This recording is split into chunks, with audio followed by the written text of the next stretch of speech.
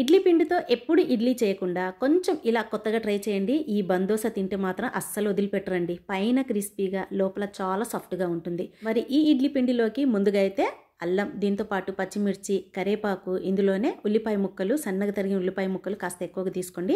ఇందులోనే జీలకర్ర 1 table spoon, ఉప్పు వచ్చేసి తగినంత తీసుకోండి. బియ్యం పిండి కూడా 2 టేబుల్ స్పూన్స్ తీసుకోండి. తినేటప్పుడు పైన క్రిస్పీగా వస్తుంది. ఇందులో తినే సోడా కలపాల్సిన అవసరం లేదు, ఆల్రెడీ ఇందులో ఉంటుంది కాబట్టి.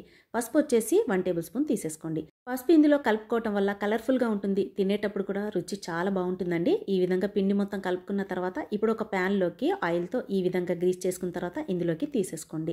ఇప్పుడు మంటని లో ఫ్లేమ్ మీద అడ్జస్ట్ చేసేసి పైన మూత పెట్టేసేయండి. చాలా ఈజీ ప్రాసెస్ అండి. ఎప్పుడు ఇడ్లీ బోర్ కొట్టినా ఈ విధంగా ఖచ్చితంగా మీరు ట్రై చేయండి, అందరికీ నచ్చుతుంది. ఈ బందోసని ఇడ్లీ దోశలు యూస్ చేసే ఏ చట్నీతో అయినా మీరు సర్వ్ చేసుకోవచ్చు. చాలా రుచిగా ఉంటుందండి. పైన చూస్తేనే క్రిస్పీగా ఉంది కదా, మరి తప్పకుండా ట్రై చేయండి. వీడియో నచ్చితే తప్పకుండా లైక్ చేయండి. Thanks for watching friends.